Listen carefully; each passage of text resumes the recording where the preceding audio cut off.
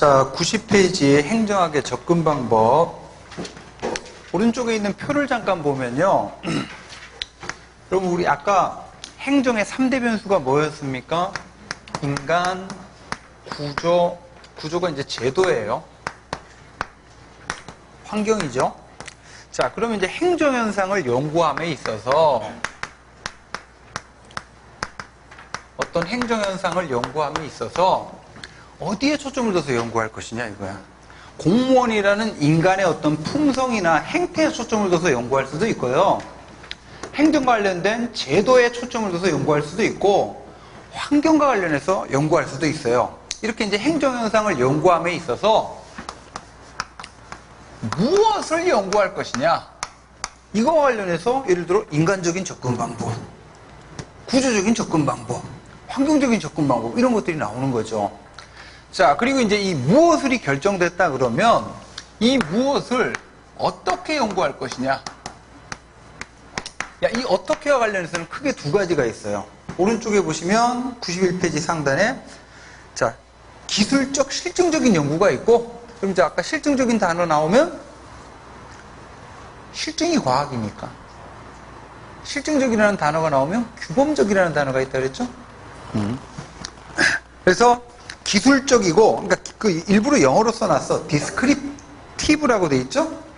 디스크라이브하고, 그리고 실증하는. 그럼 기술적이고 실증적인 연구는 뭐를 대상으로 해요? 사실을 대상으로 하는 거지. 이제 반대편에 규범적인 연구가 있는 거죠. 규범적인 접근 방법. 자, 이렇게 이제 무엇을 연구할 것이냐, 그리고 그 무엇을 어떻게 연구할 것이냐를 조합을 하게 되면요, 거기에 표, 예시된 표 있죠? 이런 이제 표와 같이 다양한 접근 방법들이 조합이 된다는 얘기예요. 자, 요거에 대해서 이제 하나하나씩 세부적으로 볼 거고, 자, 들어가기에 앞서서 90페이지 왼쪽에 있는 게 좀 중요합니다. 여러분, 무엇을 연구할 것이냐와 관련해서 여기 보세요. 인간에 초점을 둘수록 접근 방법이 미시적이에요, 거시적이에요? 미시적이죠. 반대로 이제 환경에 초점을 둘수록 접근 방법이 거시적이죠. 그래서 이제 크게 미시적 접근 방법, 거시적 접근 방법 이렇게 나눌 수 있는데, 이거보다 더 중요한 게 뭐냐면, 자, 동그라미 1번 가로에 있는 내용이에요. 자, 미시적 접근 방법 가로에 뭐라고 돼 있어요? 방법론적 개체주의라는 단어가 있죠. 이거 아주 중요한 단어입니다. 방법론적 개체주의.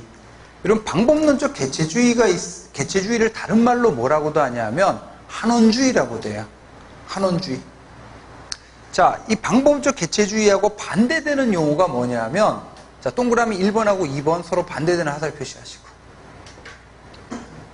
방법적 개체주의하고 반대되는 말이, 여러분, 개체주의의 반대말은 전체주의겠지. 전체주의. 다른 말로 총체주의예요. 총체주의. 총체주의. 자, 이 총체주의를 다른 말로 또 뭐라 그러냐면 형이상학적 신비주의라 그래요. 자, 이건 이런 건데, 여기 보시면 여러분, 행정현상은 사회현상이죠. 그죠? 행정현상은 사회현상이잖아. 그리고 사회는 바로 뭐냐면 집단이에요. 그래서 예를 들어 여기 100명으로 구성된 어떤 사회가 있다 이거야. 그럼 이 100명으로 구성된 집단과 사회를 어떻게 이해할 것이냐. 크게 두 가지 견해가 있어요. 방법적 개체주의가 있고 방법적 전체주의가 있거든. 자, 방법적 개체주의는 이 집단과 사회를요, 이렇게 이해해요. 집단이란 개인들의 단순 합, 이렇게 이해해요. 집단은 개인들의 단순 합이다 라는 이 표현 자체가 집단 그 자체의 고유한 속성을 인정해요, 부정해요? 부정하는 거지. 그러면 집단 현상을 어떻게 연구하냐면, 집단은 개인들의 단순 합이니까 이 100명 가운데 대표적인 한 사람 A만 콕 집어가지고 연구를 해요. 그러면 A의 특성이 이렇게 나오겠죠? 여기다가 나머지 더하기 99 하면 이게 바로 뭐가 돼요? 집단의 특성이 되는 거야. 이렇게 연구하는 걸 방법적 개체주의라 그래요. 그러면 여기 보세요.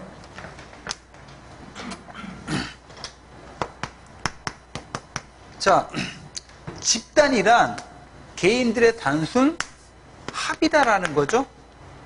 자, 이 얘기는 거꾸로 표현하면 집단은, 모든 집단 현상은 미시적인 개인 수준으로 뭐 돼요? 리덕션 되지. 리덕션. 한원되는 거지. 그래서 방법적 개체주의를 다른 말로 한원주의라고 표현합니다. 그 줄친 부분만 기억하시면 돼요. 세 번째 줄에 집단 현상은 개인 현상의 단순 합이기 때문에, 자, 따라서 모든 집단 이론은 개체 이론으로 한원되고, 한원 동그라미, 한원되고 한원주의고, 반대로 개체 이론으로부터 모든 집단 이론을 구성 동그라미. 그러면 자, 이 구성을 한 글자로 바꾸면 뭐가 돼요? 합. 여기서 구성은 컴포지션을 말해. 컴포지션. 어? 여러분 영어에서 나오잖아. be composed of. be made up of인가? be made up of. comprise. 컴포지션. 자, 이번에는 동그라미 2번 거시적 접근 방법 총체주의인데, 자, 총체주의는 이렇게 해요. 여기 보세요. 집단 현상은 개인 현상의 단순 합이 아니라는 거예요. 그럼 뭐냐? 개인들이 모여서 집단을 만들면요, 이 과정에서 알 수 없는 신비로운 집단의 생성 속성이 만들어진다. 이런 견해거든요. 예를 들어, 자, 똑같은 남자 100명으로 구성된 집단이 있는데, 한국 남자 100명으로 구성된 집단하고 미국 남자 100명으로 구성된 집단은 집단의 속성이 같을까요? 다를까요? 다르지. 이렇게 개인들이 모여서 집단이 만들어지면 이 과정에서 뭔가 알 수 없는 신비로운, 여기서 신비주의야. 집단의 생성 속성이 만들어지는데, 이거는 단순 합으로는 설명할 수 없는 부분이죠. 그러면 집단 현상은 어떻게 연구해야 되냐? 집단 그 자체로, 전체로 연구해야 된다. 이게 바로 방법적 전체주의예요. 또는 총체주의야. 다른 말로 뭐라고도 해요? 형이상학적? 신비롭다. 홀리. 응? 요거는 잘 알아두셔야 되고, 앞으로 계속 반복돼서 나오는 그 개념들이에요. 자, 요걸 토대로 해가지고, 자, 92페이지 넘어봅시다. 자, 이제 접근 방법을 하나하나씩 볼 건데, 자, 92페이지에 보시면 행정학의 전통적 접근 방법, 전통적에다가 동그라미. 자, 이거는 바로 우드로 윌슨 시절이 있죠. 고전 행정학 시기에 행정을 연구하던 접근 방법이야. 우드로 윌슨 시절에. 자, 반드시 알고 있어야 될 게 2번에 법률적, 제도론적 접근 방법. 여기 형광펜. 법률적, 제도론적이라는 단어에다가 형광펜. 자, 그러면 쉬워요. 여러분, 이 세 가지 변수 가운데 어디에 초점을 둬서 행정현상을 연구하겠다? 행정과 관련된 구조나 제도가 행정현상을 가장 잘 설명한다는 얘기예요. 자, 근데 이때 말하는 구조나 제도는요, 우드로 윌슨 시절에 이때 말하는 구조나 제도는 요 앞에 어떤 말이 생략이 돼 있어. 반드시 공식적인 거. 자, 다시. 행정과 관련된 공식적인 제도나 구조가 뭐를 가장 잘 설명한다? 행정현상을 가장 잘 설명한다는 거예요. 근데 여러분들, 우리나라 행정의 구조나 제도는요, 법치행정의 원리상 전부 어디에 담겨 있어요? 행정과 관련된 공식적인 제도는 법령에 다 담겨 있어. 그러면 행정과 관련된 공식적인 제도나 구조를 파악하려면 뭐를 뒤져봐야 돼요? 법령을 뒤져봐야 돼. 그래서 둘을 합쳐가지고 뭐라고 명명해요? 법률적, 제도론적 연구라 그래요. 여기 잠깐만. 여러분 이제 뭐 기본적으로 알 텐데 질문 하나 드리면, 우리나라 정부 운영과 관련된 공식적인 제도는 대통령 제도일까요? 의원 내각 제도일까요? 다시, 우리나라 정부 시스템과 관련된 공식적인 제도는 대통령 제도예요? 의원 내각 제도예요? 대통령 제도죠. 누가 그래? 누가 대통령제래? 예? 잠깐만요. 누가 대통령제래요? 누가?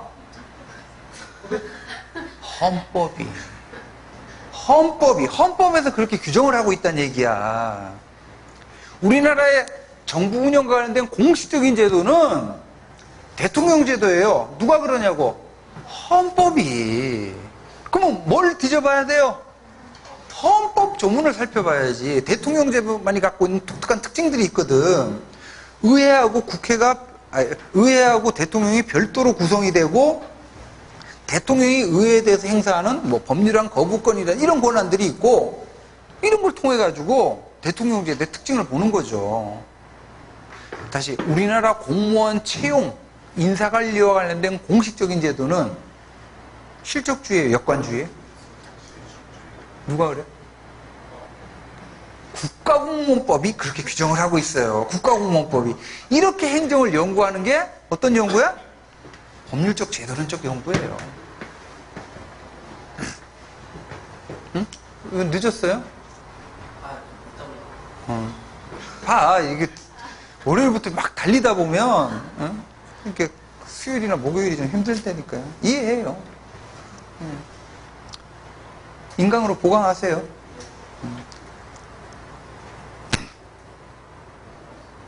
Late better than never라는 말이 있지. Late better than never. 안 오는 것보다는 늦게라도 오는 게 낫지. 근데 사람이 이렇게 좀 살다 보면 좀 뭐 이렇게 요령 피우고도 싶고, 근데 한 번이 중요해요. 한 번이. 그 체육관에 운동 가는 것도, 아유, 오늘 한 번 빼먹을까? 그러면 두 번 빼먹게 되고, 그다음부터 가기 싫게 되죠. 6개월 끊었는데.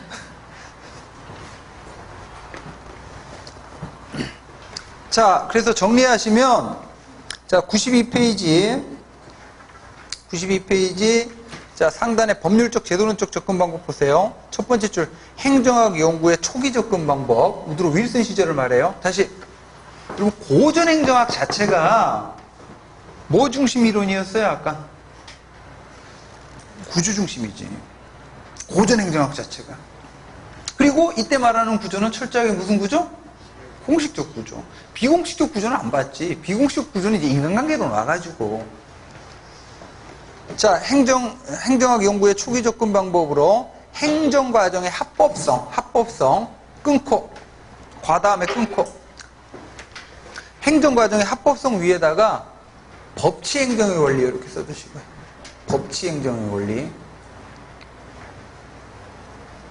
그러면 여러분, 자, 법치행정의 원리를 구현하기 위해서는 뭐예요? 과연 법률에 어떤 공식적인 제도가 규정되어 있는지를 알아야 되겠죠? 그래서 이제 법률에 기반한 공식적인 제도를 연구해서 행정을 파악하려고 하는 견해입니다.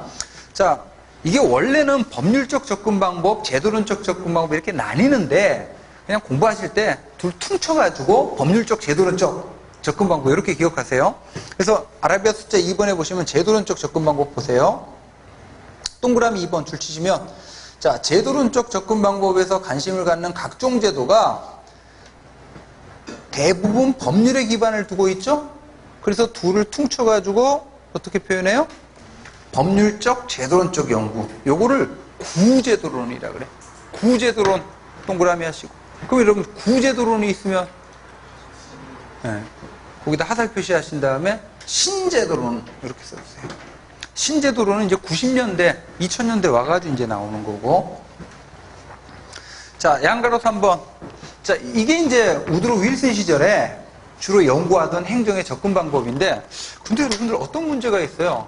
공식적인 제도에만 초점을 둬서 행정현상을 연구하다 보니까, 자, 인간 행태가 행정에 영향을 미치는, 행정현상에 영향을 미치는 거 봐요, 못 봐요? 못 보지. 그래서 이 제도를 비판하면서 뭐가 나오냐 하면, 야, 행정의 본질은 제도가 아니라 인간 행태가 행정의 본질이더라는 거야. 그래서 이제 뭐가 나오냐 하면 행태가 중요하다라고 하는 행태론적 접근 방법이 등장하게 돼요. 자, 그리고 공식적인 제도에만 초점을 둬서 행정현상을 연구하다 보니까 고전행정학은 뭐를 또 못 봤어요? 환경을 무시했죠?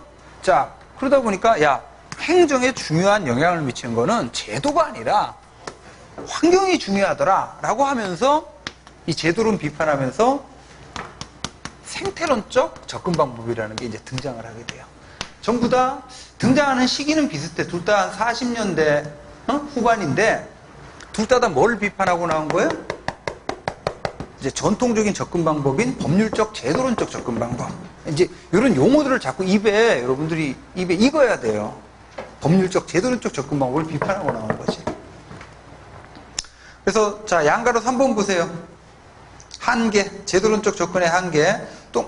자, 동그라미 1번. 공식적인 제도 이면에 존재하는 행정의 동태적인 측면, 예를 들어 미시적인 행태나 거시적인 환경, 또 비공식적인 측면을 못 보죠? 자, 특히 동그라미 2번.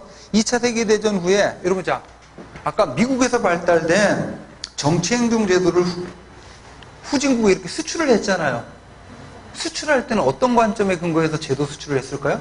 제도론적 관점에 근거해서. 미국에서 원베스트웨이니까 그 제도의 공식적인 측면만 콕 집어가지고 한국에 갖다가 심으면 미국에서 같은 효과가 나타날 것이라는 전제하에 제도 수출을 한 거잖아요. 근데 이상한 병리 현상이 생겼잖아요. 그건 뭐가 작용해서? 환경이. 그래서 동그라미 2번 그 표현이 나오는 거죠. 2차 세계대전 후 신성국으로 미국의 각종 제도가 도입하였으나 성공하지 못하고 오히려 제도와 실제 간의 괴리를 초래하는 이런 한계점을 유발했더라는 거야. 자, 이렇게 하면서 이제 뭐가 중요하다? 환경이 중요하고 행태가 중요하다라고 하는. 그래서 먼저 보실 게 오른쪽에 생태론적 접근 방법입니다. 자, 생태론적 접근 방법은 쉬워. 아까 여러분들 생태론 3글자를 5글자로 환경결정론이라고 그랬죠? 환경결정론. 자, 그래서 동그라미 1번.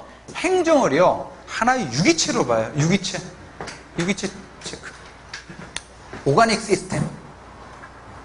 그리고 유기체는 뭐에 의해 지배당할 수밖에 없어요? 유기체를 둘러싸고 있는 사회적, 자연적, 문화적 환경에 의해서 지배당할 수밖에 없잖아. 여러분들도 유기체잖아. 지금 왜 옷 다 도톰하게 입고 있어요? 추우니까. 자, 그래서 첫 번째 줄, 행정현상을 사회적, 자연적, 문화적, 환경과 관련시켜서 이해하려는 접근 방법을 말합니다. 자, 5글자로 표현하면 환경결정론이에요. 여러분, 자, 환경결정론이라는 표현 자체가 행정이 있고 환경이라는 변수가 있으면 행정은 환경에서 일방적으로 규정되는 무슨 변수가 돼요? 중속 변수가 되는 거죠. 자, 동그라미 2번, 이제 제도론적 접근 방법의 한계점 때문에 등장한 거예요. 자, 2번에 생태론의 특징. 환경결정론이다 보니까 뭐가 중요해? 환경이 중요하죠. 그래서 행정, 환경을 강조하는데, 자, 가로에 뭐라고 돼 있어요? 여러분, 생태론 나오기 이전까지만 하더라도 기본적으로 폐쇄체제였죠? 근데 이제 행정이 환경에 의해서 영향을 받는다는 얘기는 행정이 환경에 오픈이 돼 있고, 환경에 뭐 한다? 디펜던트. 의존한다는 얘기죠. 자, 그래서 이제 환경이 중요하니까 그러면 행정에 영향을 미치는 어떤 환경 변수가 중요한지를 정리를 해야 되겠죠? 그래서 생태론 하면 두 사람을 꼭 기억하셔야 돼. 가우스가 있고, 리그스가 있어요. 자, 이 두 사람이 자, 행정에 영향을 미치는 환경 변수를 가우스는 총 몇 가지로 정리해요? 7가지로 정리하고 있고, 리그스는 5가지로 정리하고 있죠. 7개 외울래요? 5개 외울래요? 근데 이미 리그스 5개 아까 외웠죠? 경제적 기초, 이념적 요인, 정치체제, 사회구조, 의사소통 이렇게 외웠잖아요. 여러분들 제가 이 얘기를 왜 하냐면 이것도 하나의 공부하는데 팁인데, 자, 여러분 행정학은요 문제를 구성할 때 이렇게 만들어요. 자, 다음 중 인간의 특징이 아닌 것은, 이렇게 인간의 특징이 아닌 것은, 그러면 미안해요. 자, 다음 중 남자의 특징이 아닌 것은, 이런 식으로 문제가 나와. 그 다음에 선택지가 있겠죠? 정답, ET의 특징? ET의 특징도 남자의 특징이 아닌 거 맞죠? 할머니의 특징? 할머니의 특징도 남자의 특징 아닌 거 맞죠? 근데 그런 식으로 얼토당토 않게 문제를 안 만들어요. 대칭 개념이 있단 말이야. 남자의 특징이 아닌 것은 뭐예요? 여자의 특징이 들어가야지. 행정학을 쭉 공부하다 보면 행정학의 전체적인 내용들은요, 항상 대립되는 두 개의 주제가 나와요. 과학적 관리론의 특징이 아닌 것, 이런 식으로 문제가 많이 만들어지거든? 거기에 얼토당토 하는 과학적 관리론의 특징이 아닌 걸 정답을 안 만들어. 꼭 뭐가 들어가요? 인간관계론의 내용이 들어간다고. 행정학은 항상 대립되는 두 개의 주제를 상대적으로 비교해요. 여러분 공부를 해서 알겠지만 직위분류제 특징 나오면 직위분류제 대립 개념은 계급제야. 실적주의가 나오면 대립 개념은 역관주의, 정실주의고, 항상 이런 식으로 문제를 만들어. 그러면 이것도 뻔해요. 어? 리그스가 제시한 환경변수에 해당하지 않는 거, 그럼 얼토당토 하는 거를 만드는 게 아니라 가우스가 제시한 거 하나 집어넣는다고. 아니야 다를까 몇 년 전에 시험 문제 나왔더라고요. 제가 그 전에부터 이게 원체 좀 올드한 내용이어가지고, 이게 뭐 중요하지도 않고 알아서 공부하세요 그랬더니 덜컥 시험 문제 나왔더라고. 자, 이렇게 보시고, 하여간 리그스 거 5가지를 외우세요. 자, 그 다음에 2번. 자, 환경을 강조하다 보니까 미시거시, 거시 분석이고, 그 다음에 세 번째, 이것도 과학적이고 실증적인 연구예요. 인과관계 규명하는. 자, 이렇게 보시고 94페이지 갑시다. 체제론을 보고 그 다음에 이제 행태론으로 넘어갈 건데, 자, 이거 체제론은 많이 중요해요. 체제론은. 자, 체제, 영어로 시스템이라 그럽니다. 이 시스템이라는 관점에 입각해서 행정현상을 연구하겠다는 건데, 여러분, 자, 시스템. 일단 시스템이라는 용어가 굉장히 많이 쓰이는데, 자, 시스템을 관념적으로 보면 시스템이란 어떤 하나의 전체를 말해요. 예를 들어 가지고 저라는 유기체, 저라는 몸, 몸뚱아리, 또는 이제 대한민국이라는 국가 시스템이 있죠. 또는 뭐 삼성이라고 하는 조직을 하나의 시스템으로 볼 수도 있고, 우주를 하나의 시스템으로 볼 수도 있어요. 그래서 여러분 태양계를 영어로 뭐라 그래요? 태양계, 솔라 시스템이라고 그러지. 그래서 이제 자, 시스템이란 어떤 하나의 전체를 말합니다. 삼성이라는 조직 전체, 대한민국이라는 국가 전체, 또는 대한민국 정부 전체. 자, 근데 이 시스템 안에 보면 이 시스템을 구성하는 구성 요소들이 이렇게 존재하는데, 이걸 서브 시스템이라고 그래요. 근데 이 서브 시스템들은 시스템 안에서 긴밀하게 관련이 돼서 밀접하게 상호작용을 해요. 이렇게 상호 관련되고 상호작용을 하는 어떤 부분 요소들로 구성된 하나의 전체, 얘를 시스템이라고 해요. 저라는 몸, 이 안에 보면 뭐 소화기관, 사고기관, 운동기관, 그죠? 뭐 순환기관. 예를 들어가지고 머리카락 하나 뽑아도 아프죠? 그죠? 왜? 몸은 하나기 때문에. 자, 이게 시스템이에요. 그러면 이게 시스템 자신이다 그러면 시스템 바깥에 있는 걸 뭐라고 표현하냐 하면 환경이라 그래요. 그래서 모든 시스템은 시스템 자신과 외부 환경을 구별하는 관념적일 수도 있고 물리적일 수도 있는 바운더리, 경계라는 게 존재해요. 그럼 여러분, 자, 저를 시스템으로 보면 여러분들은 다 저의 뭐예요? 환경이지, 환경. 이 환경들. 환경. 자, 그리고 자, 시스템은요, 시스템 자체가 갖고 있는 어떤 하나의 균형성이라는 게 있거든요. 균형성? 이퀄리브리엄이라고 그러는데, 시스템 나름대로 갖고 있는 균형성을 계속 유지하려고 하는 속성. 요거는 이제 뭐라고 하냐면 호미오스테이시스, 항상성이라 그래요. 항상 균형을 유지하려고 하는 속성이다, 이렇게 생각하시면 돼요. 요게 이제 시스템 개념입니다. 자, 그래서 일단 동그라미 2번에 개념 정리. 자, 체제란 줄 쳐봐요. 공동 목표 달성을 지향하는 상호 관련되고 상호작용을 하는 부분 요소들로 구성된 하나의 전체, 전체에다 동그라미. 여러분, 이 표현 자체가 체제론적인 연구는 여기 보세요. 쪼개서 설명해요, 안 해요? 안 해요. 시스템 그 자체로 이해하는 거지. 방법적 전체주의, 개체주의. 전체주의인 거죠. 전체성을 중시합니다. 그리고 니은번 환경과 경계를 갖고, 디귿번 항상 균형을 유지하려고 하는 기본적인 속성. 요거를 뭐라고요? 호미오스테이시스. 그래서 여러분 그 밑에 박스 보시면 플러스 시마에 체제론적 연구의 기본적인 특징 1번 있죠? 네? 자, 줄 치세요. 전체성을 강조하는 총체주의입니다. 줄 치시고 홀리즘, 그리고 총체로서 체제에 대한 거시 분석, 이런 관점이 시스템 이론의 특징이에요. 자, 오른쪽 페이지 보시면, 자, 이게 시스템인데, 자, 근데 시스템은요, 크게 둘로 나뉘어요. 이제, 오픈 시스템하고 개방 체제하고 클로우즈 시스템, 폐쇄 체제로 나뉘는데, 이제 외부 환경과의 상호작용이 단절된 자급자족적인 실체 있죠. 얘를 클로우즈 시스템, 폐쇄 체제라고 그러고, 외부 환경과 긴밀하게, 자, 요거를 뭐라고 하냐면 네 글자로 교호작용. 인터랙션. 이거를 오픈 시스템이라고 그래요. 그러니까 환경으로부터 영향을 받기도 하고 환경에 대해서 영향을 주기도 하는 거지.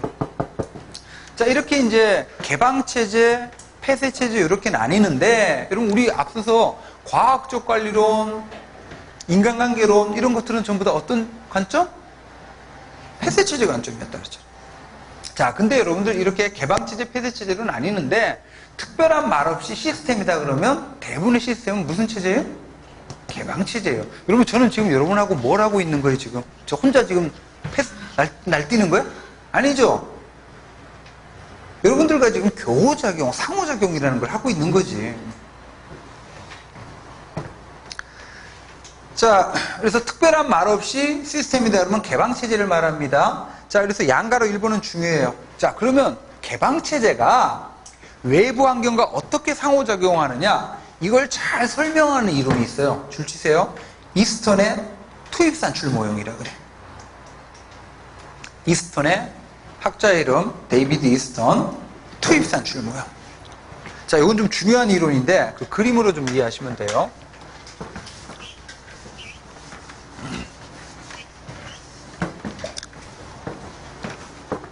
여기 봅시다. 여기 이제 정부가 있어요. 정부. 그리고 정부를 시스템으로 이해할 때 뭐라고 표현하냐면 정부가 행정을 수행하죠. 정치를 수행하죠. 그래서 이제 행정체제라고도 하고 정치체제라고도 해요.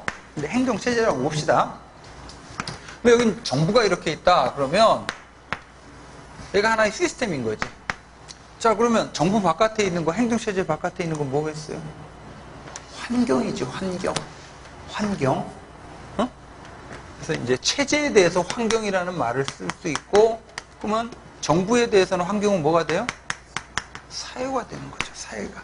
그래서 이제 환경, 사회로부터 정부가 영향을 받기도 하고, 영향을 주기도 하죠.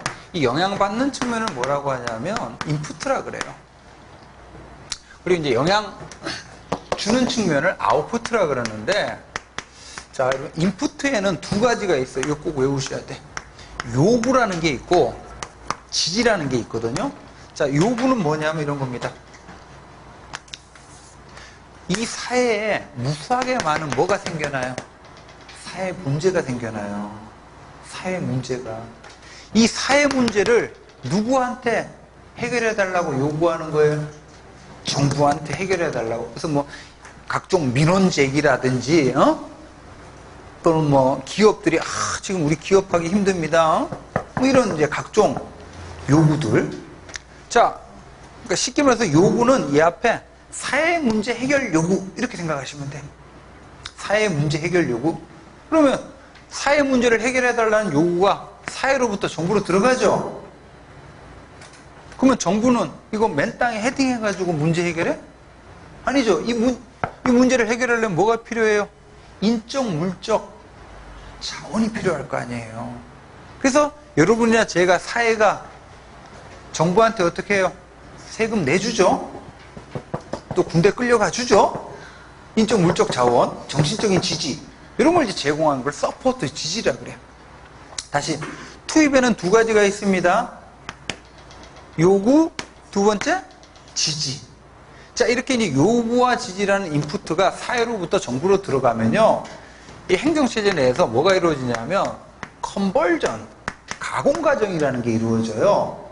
그래서 아웃풋가 만들어지는데 이 아웃풋가 바로 뭐냐면 각종 정책이에요. 그래서 아웃풋가 정책이라는 사실은 반드시 기억하세요. 그럼 이제 이 정책이 어떻게 해요? 만들어져서 사회 시행이 되겠죠?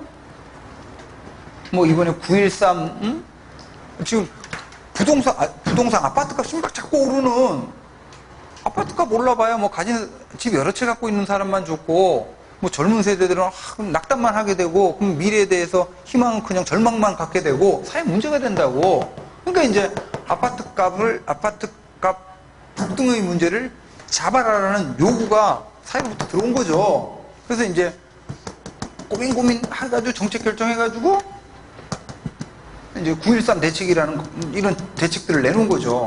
대출 규제하고 뭐 등등등. 자, 그럼 이제 이 정책이 사회에 시행이 되겠죠?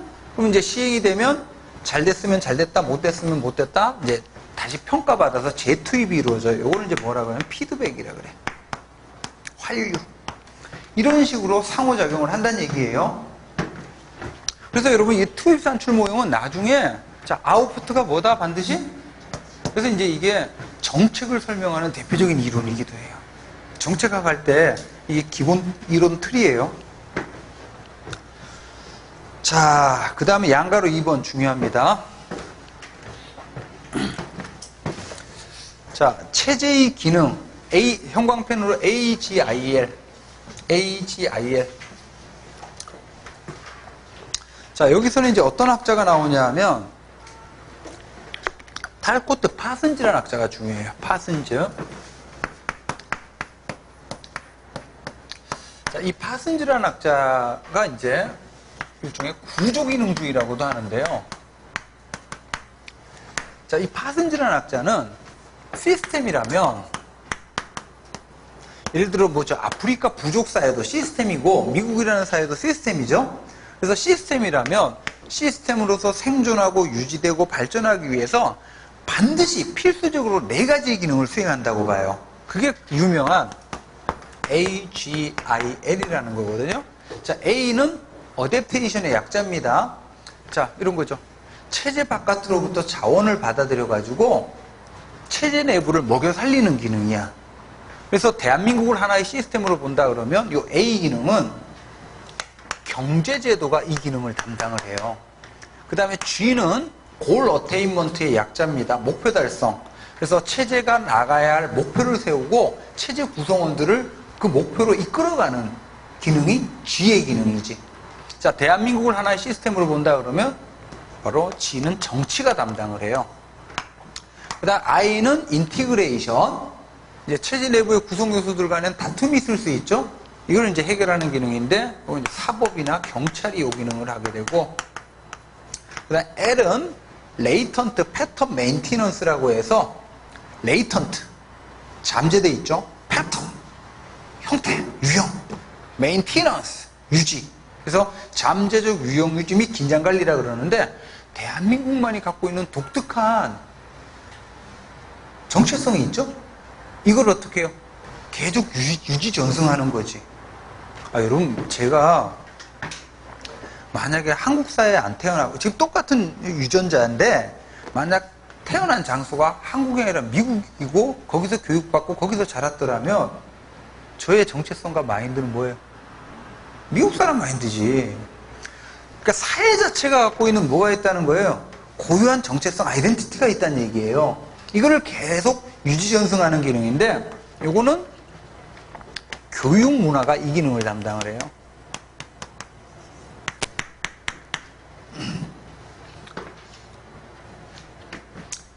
그 전에 TV에 잠깐 봤더니 또 사람만 외국 사람이지.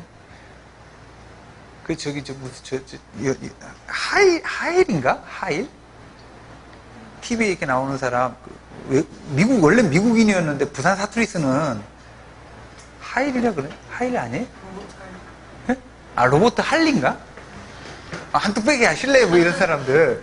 그 사람은 생긴 거는 백인이지만 완전히 뭐 그냥 인식이나 문화는 한국적인 마인드잖아요. 그리고 기화했죠. 기화도 했는데 부인은 또 거꾸로 미국인이야. 원래 이제 그 사람이 미국 사람이고, 원래 그 사람이 미국 사람이고, 이제 한국 여자하고 결혼을 했는데, 그러니까 이제 이제 미국으로 이제 한국 여자가 기화를 하고, 이제 그 로버트 할리는 이제 다시 막 한국이 좋아져가지고 한국으로 거꾸로 이제 미국 국적을 버린 거죠. 그래갖고 이제 그 미국에 이제 아직 부모님들이 있으니까 이제 집에 부모님 방문할 때 그 공항 이렇게 통과할 때 보면 이제 외국인 코너가 출입국 갈 때 보면 외국인 코너가 있고, 그래갖고 자기는 외국인 코너에 있고 자기 와이프는 내국인 코너에 있고. 자, 다시 정리합시다.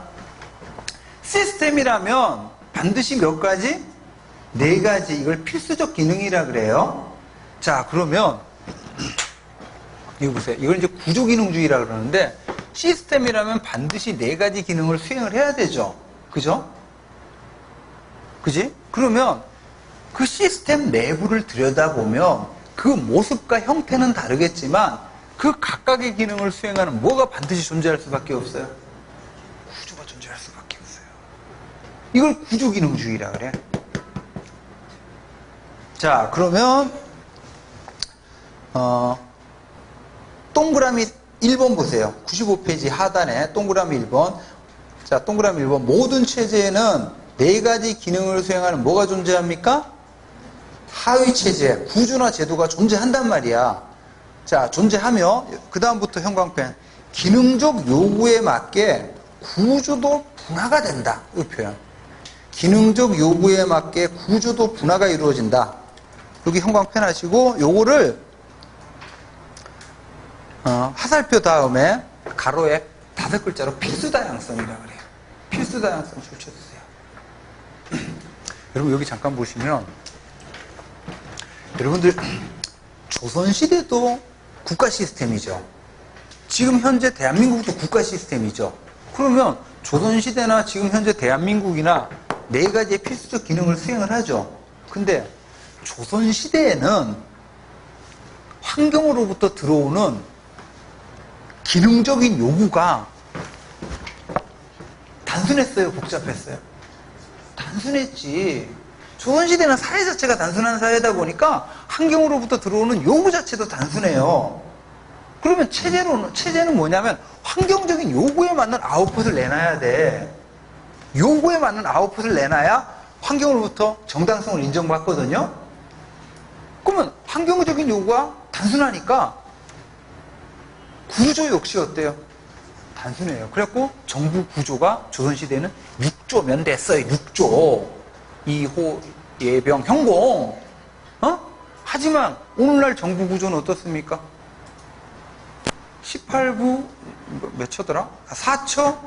17청 이런 식으로 굉장히 지금 복잡화되어 있죠. 오늘날은. 그 이유는 뭐예요? 지금은 농업사회가 아니라 산업사회, 지식정보사회로까지 발전하고 있죠. 그러면서 환경으로부터 들어오는 요구가 어떻게 그만큼 다양해지고 복잡해진 거지. 그럼 그 다양해지고 복잡화된 환경적인 요구에 맞게끔 구조도 어떻게 해야 돼요? 분화가 이루어져야지. 이걸 5글자로 뭐라고? 필수다양성이라고 그래요.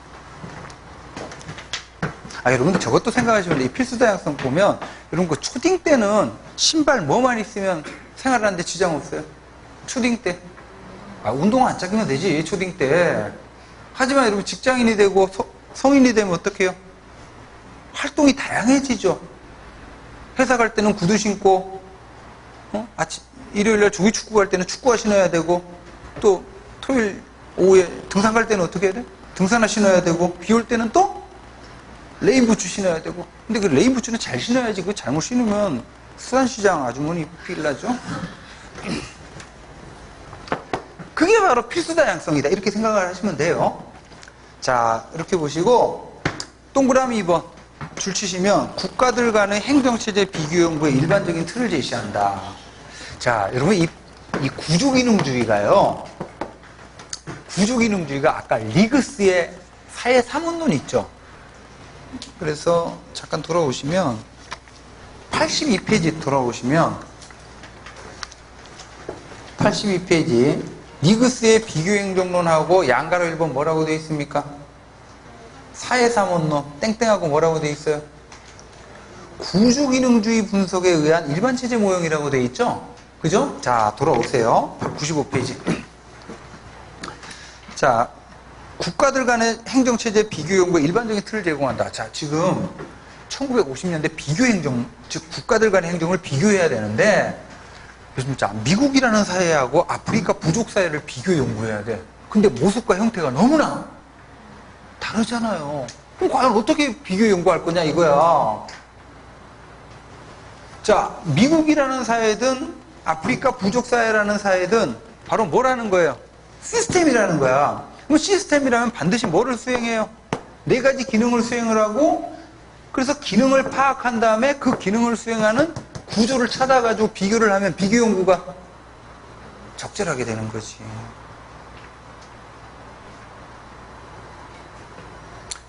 여러분들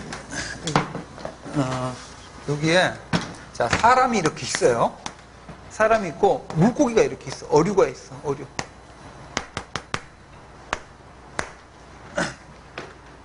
둘 다 뭐예요? 지금 이 사람하고 물고기를 비교 연구하는데 모습과 형태가 너무나 다르잖아.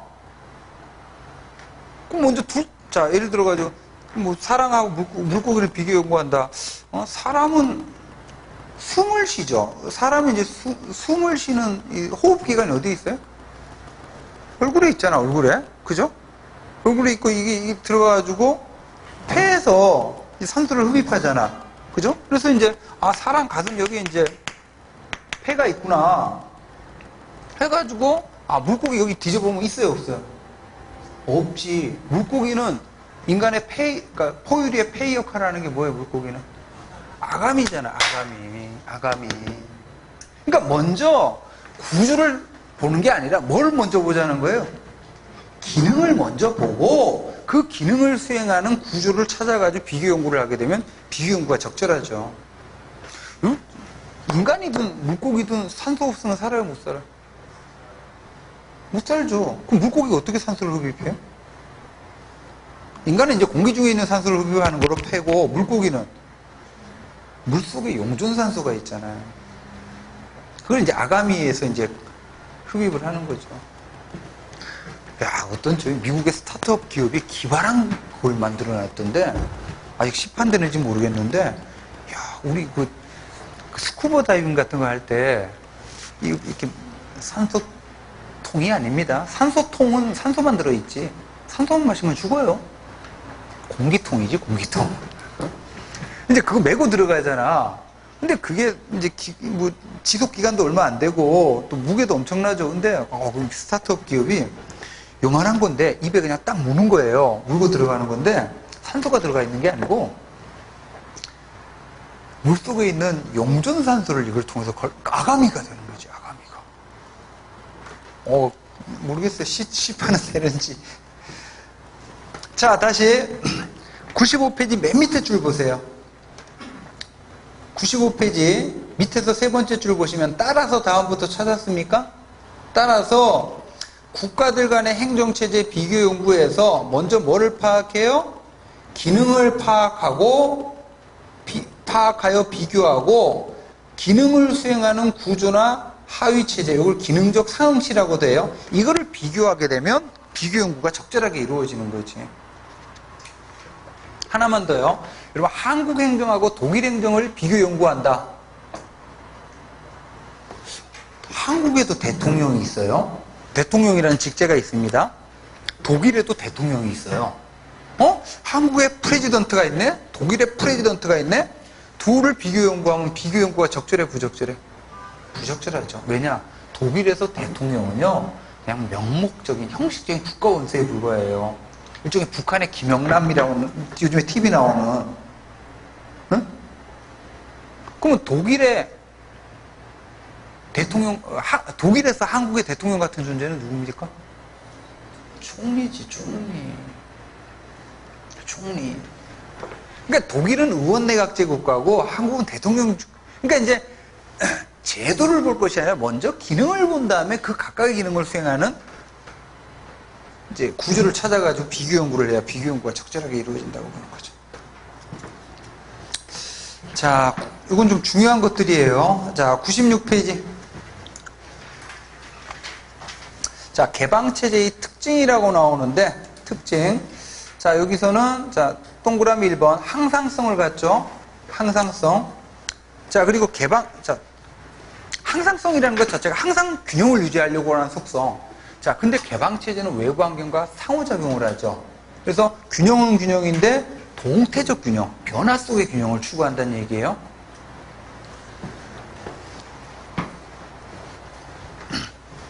자, 이렇게 동태적 균형을 유지하는 과정에서 동그라미 2번 체제가 뭐예요? 변화하고 성장하죠. 아, 여러분들 그 윈도우즈, 우리 고유명사로 컴퓨터 운영체제 윈도우즈의 보통 명사가 뭐냐면 오퍼레이팅 시스템이야. 오퍼레이팅 시스템. 그래서 이제 윈도우가 95년도에 맨 처음 나왔는데 그 이전에는 뭐였냐면 MS 도스였어요. 그러니까 디스크 오퍼레이팅 시스템이었지. 아이폰은 그냥 아직도 OS라는 거를 그대로 오퍼레이팅 시스템의 약자야. iOS라 그러잖아요. 뭐 맥이나 이런 거. 얘도 시스템이거든? 근데 윈도우 95가 XP로 2000으로 뭐 이런 식으로 해가지고 변화하면서 정체성을 유지하고 있죠? 그러니까 95년도에 최초의 윈도우 95 버전이 지금까지 그대로 유지되고 있으면 이건 정태적 균형이에요. 근데 이제 윈도우즈라는 시스템이 보안 위험 요소나 인터넷 기술 발달, IT 발달에 따라 가지고 95에서 XP로 뭐 10으로 이런 식으로 발전하고 있잖아. 그죠? 이거는 균형성을 유지하면서 변화하고 있죠? 동태적 균형이고, 자, 이 과정에서 동그라미 2번 체제가 변화하고 성장한다는 겁니다. 그 다음에 동그라미 3번 동일 종국성, 2인 동가성 줄쳐두시고. 자, 동일 종국성인데 여기 잠깐 보시면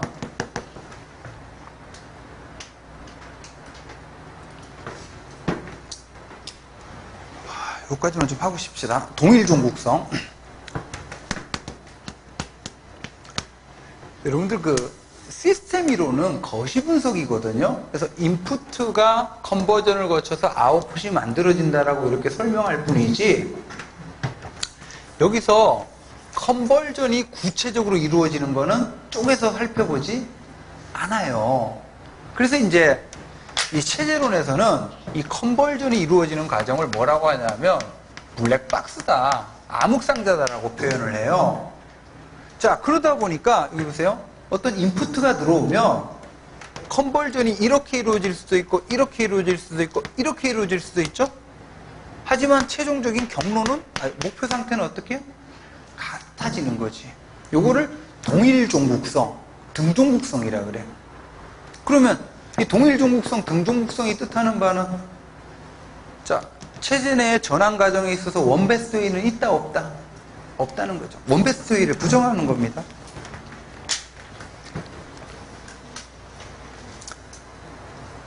자, 그래서 두 번째 줄 치시면 동그라미 3번의 두 번째 줄 끝부분에 개방체제 내부의 신축적인 전환 과정을 통한 목표 달성의 다양성을 뜻해요. 등종국성이. 자, 가로에 이 얘기는 목표 달성 과정에서 유일최선의 방법을 부정하는 거예요. 자, 그 다음에 동그라미 4번. 자, 네거티브 엔트로피. 네거티브에다 동그라미. 여러분, 이제 모든 체제는요, 시간이 지나면 에너지가, 자원이 고갈돼서 무질서함이 극도에 도달하게 되고 그 결과 체제가 소멸, 붕괴되는 현상을 엔트로피라고 그러거든. 자, 그리고 저라는 시스템도 언젠가는 이 안에 에너지, 자원이 고갈이 돼서 요단강 건너가겠죠? 하지만 그 전까지는 최대한 저라는 시스템을 생존시키기 위해서 엔트로피를 억누르는 기능을 내부에서 수행한다는 얘기야. 그래서 뭐 병균이 들어오면 항체가 만들어져서 싸우고 이런 이제 기능이 바로 네거티브 엔트로피예요. 그냥 엔트로피 하면 틀립니다. 개방체제의 특징으로 네거티브 엔트로피. 그 다음에 이제 동그라미 5번 아까 얘기했다시피 전체성, 부분들 간의 상호우전성을 중시해요. 쪼개서 설명할 수 없다는 얘기예요.